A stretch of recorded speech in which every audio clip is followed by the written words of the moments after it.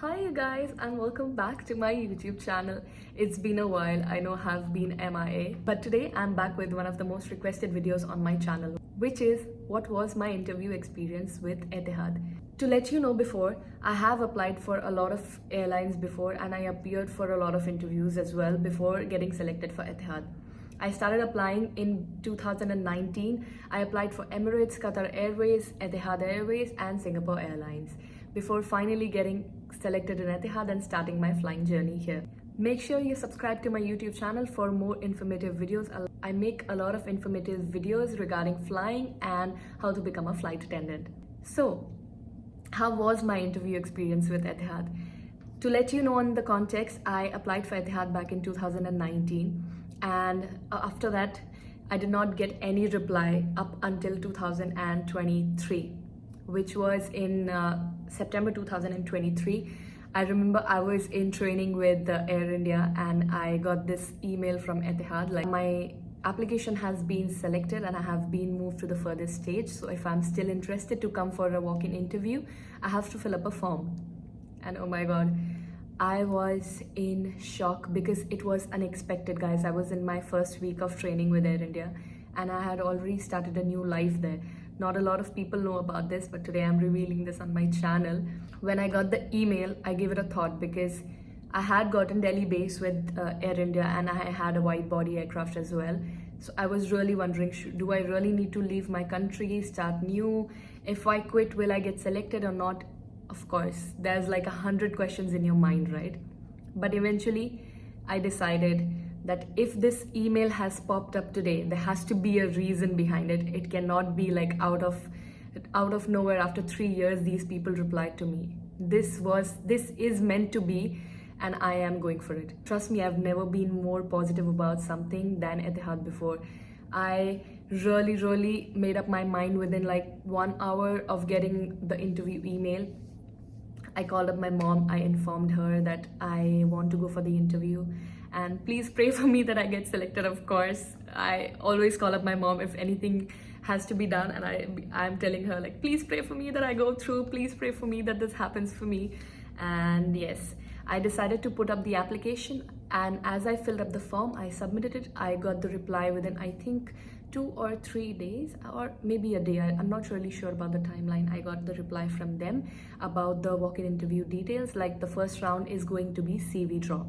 So there are 4 rounds. I will explain everything in detail, so make sure you watch the video till the end. The first round, the first day, the interview is divided between 2 days actually. The first day you go with your resume. You're dressed up in formals. Your grooming should be perfect, guys. For any cabin crew interview, I cannot emphasize enough. Make sure your grooming is impeccable, even if it's just CV drop.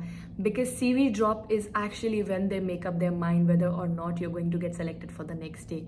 It really matters a lot because if you lose everything in the first day, then of course there's no chance for you to go to the second day of interview, which is where the main thing happens. If not selected, at least you will get to experience how the interview goes so that you can apply again, try for other airlines, and of course it helps you learn a lot of things. So they give you a set venue and a time. Make sure you're there before time. I went there before time and I was called into the room. I went there, there were 4 recruiters seated and we were supposed to make a line and go drop our CV. I remember this, the recruiter was a male recruiter. I remember his name as well, but I would like to not take it. And I just smiled at him. I asked him how he is and I gave him my resume. And that's it actually. He did not ask me anything, nothing. He did not even ask me how I am, nothing. There was just a one-line conversation that I had. I smiled, like my smile was ear to ear, literally like this. And then of course I went back home.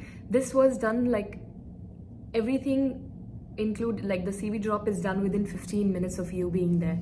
Once you leave the venue, you go back home, you wait till the evening is when they will let you know whether or not you've cleared the first stage and you will go for the second stage of interview, which is the second day. So of course by evening I got an email from them. Again, there were details in that email which stated what time I should be there, what should be the attire, what they're expecting out of me, what documents I should be taking with me, and of course there was a list of candidates which were supposed to be there along with me. and I saw the name of a lot of my friends there, so I was also excited and nervous. I was nervous, like, what if I don't make it and everyone will know, oh my god, she got rejected. Of course, classic us, like we're always scared about the rejection before even going for the interview. Never mind. So the second day, I remember we were supposed to be there around 9 or 10 a.m. We were supposed to take our resume along, and yeah, so we walked into the auditorium, and after you walk into the auditorium, you have to wait for a while before all the candidates are there, and then the recruiters will walk into the room. So there were again 4 recruiters, one lady in Etihad uniform, and oh my god, that was the second time actually I saw a crew in Etihad, but that was the first time that I saw a crew up close and personal. The uniform just blew my mind away. It was so beautiful. The lady was looking impeccable in the uniform, and I was like, oh my god, I have to be in this uniform no matter what. And I started manifesting and dreaming about wearing that uniform in that particular moment. So we went into the auditorium, the recruiters came in, then they segregated, then they asked us to leave the auditorium. They divided us into a group of, basically you will be divided into a few groups, mostly a group of 6 or 7, and the second round, which is the second day of the interview, the first round will be your group discussion round.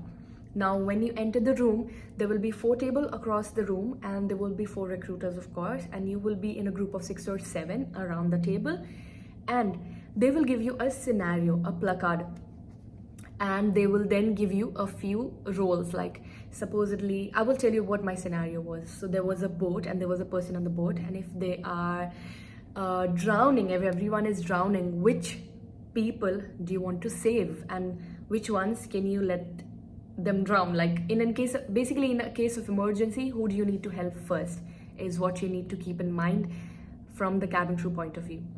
So we got roles, each one of us, I remember there were 7 or 6 roles. Someone was a cabin crew, someone was a firefighter, someone was a policeman, there was a pregnant lady, there was an old man. Like they created a dramatic scenario, you know, like you have to really think smart. Like who do you want to save? Of course, you cannot let a pregnant lady drown, but you cannot also let a cabin crew drown, like duh. So then we headed up with the group discussion. Keeping one thing in mind, guys, I'll let you know about the group discussion. Really, really important. Don't just jump up, you know.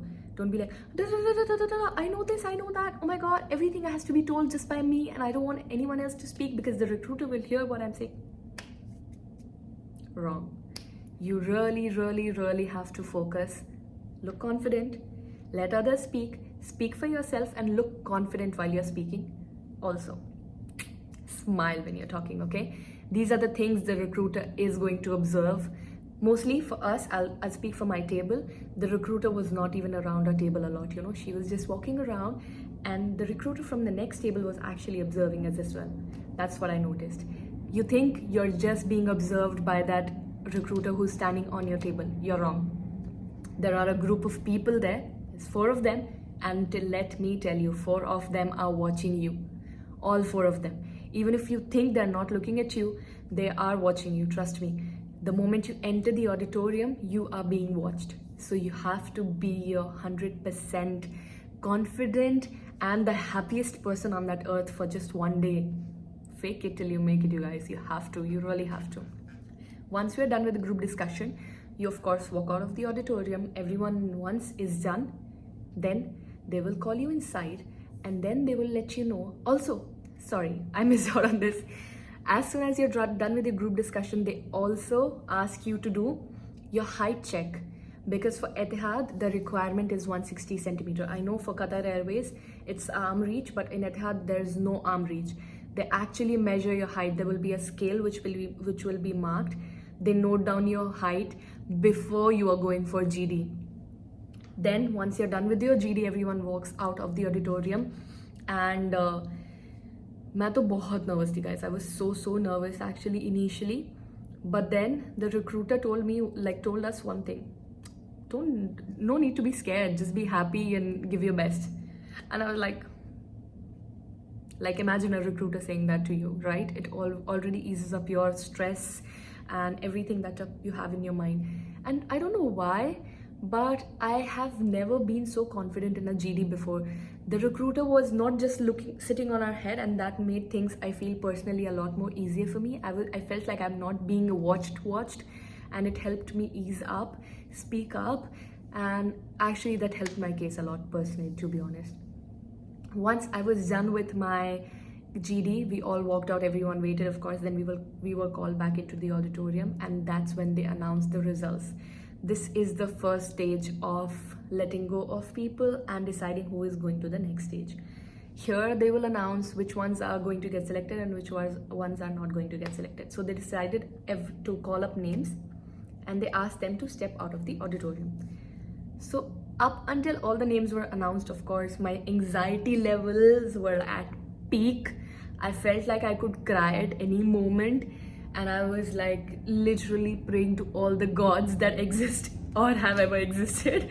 And they took the people out whose name they called, and then suddenly everyone sitting inside the auditorium thought they got selected, right? But we heard a loud laughing noise from outside, and I was like, shit, that means all of us sitting inside have actually gotten rejected. Trust me, in that split second, I lost all my hopes. I felt so depressed. I was like, oh my god, I have to go back to everything being normal. My dreams were shattered, la la la, you know, all the drama that goes into your head. But then the recruiter is like, they created a bit of drama, by the way, and it was like so anxiety inducing. He was like, so unfortunately I have to let you guys know that you will be making to the next part of the interview. And we were like, everyone was screaming in that room, you know, like the joy of being, it's not even that we were selected in Etihad yet. Let me remind you that we were yet to do other rounds, but we were so happy with the news.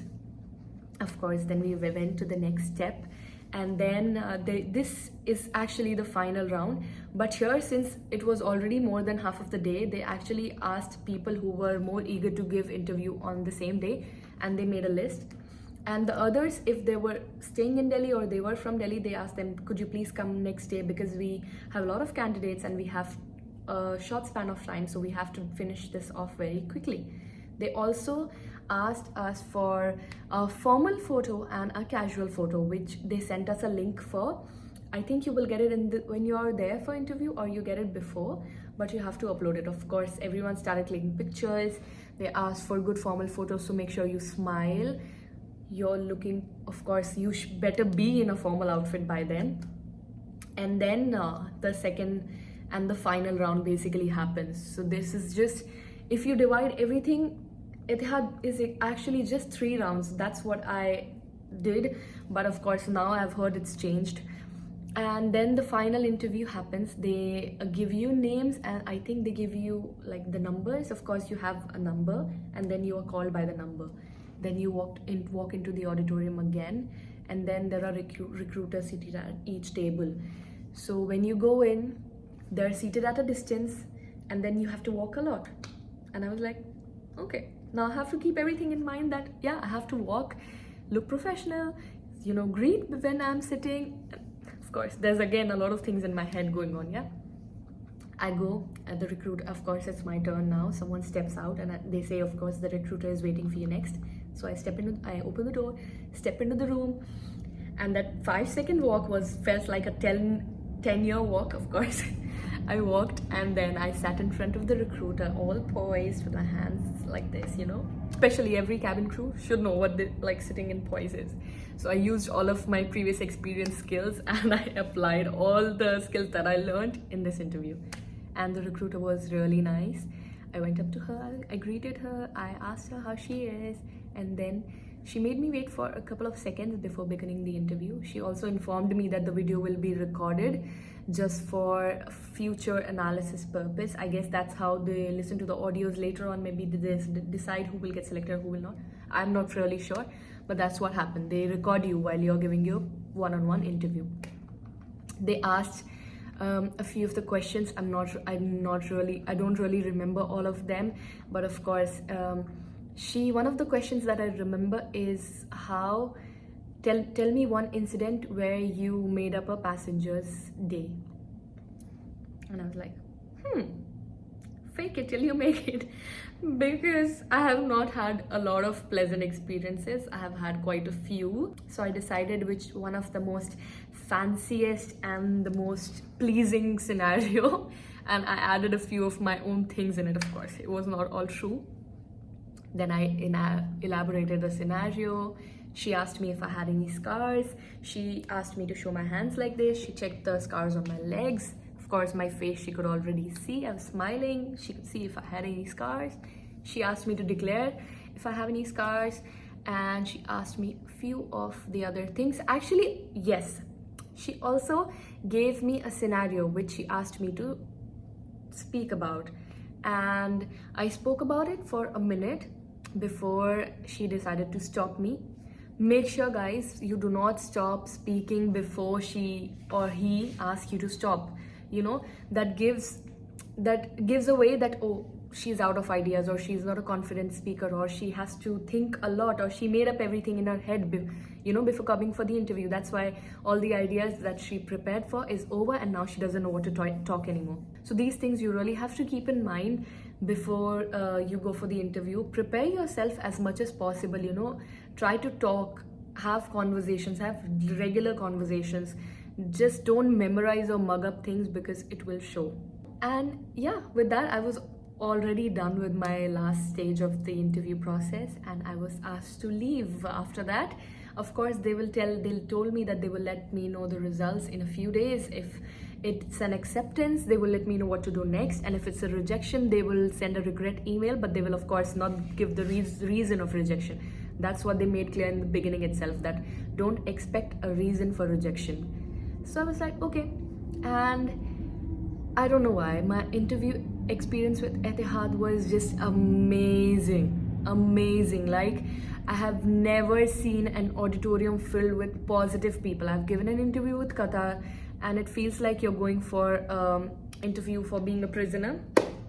Like, it feels like you're being scolded, you're being watched at, you're being questioned by a police officer. It's just too much. Qatar Airways interview is just too much. I always felt so underconfident after leaving the room, and it just like took my confidence away. But with Etihad, oh my god, I knew it that day, guys. Trust me, I'm telling you. I've never known it before, but with Etihad, I knew it that I'm getting selected. I came home, I shared with my people how my experience was, and I told, I am getting selected. I have a feeling I'm getting selected. The interview experience was so amazing. Can you imagine? Like, you know from the interview that you're going to go through it. They boosted up our confidence so much. They made us happy. They made us acknowledged. They tried their best to not make us feel pressurized, and that speaks a lot about where they come from or how the environment in that airline is. And actually, by the end of everything, I really wanted to get selected, because I was like, no matter what, I have to be a part of this organization, you know, because I have always heard all things positive about Etihad from everyone. And trust me, now that it's been 7 months for me here, it's truly amazing working here. Like, the work environment, touch wood, it's amazing, you guys. Like, it's so positive. It's not stressful as much as it is in the other airlines. And personally, I don't feel like I have gone through something major after coming back home from every flight, you know, yet. Of course, it's been 7 months, so there's a long journey yet to decide eventually how my life will be here. But in these 7 months, I feel 7 months is a lot of time for you to decide whether or not you actually like the airline. And I actually do love it working here. So if anyone is joining Etihad Airways, congratulations, you're going to be a part of something really amazing. And anyone who is looking forward to apply for Etihad Airways, go for it, you guys. All my best wishes are with you, and I'm pretty sure you will love it when you're flying with Etihad. With this, we come to the end of the video, and let me know in the comment section, how did you like this video, and what other videos would you like to see on my channel. And make sure you subscribe to my YouTube channel, like this video, share it with your friends who are aspiring to be cabin crew, and I will be back with another video very soon. Thank you.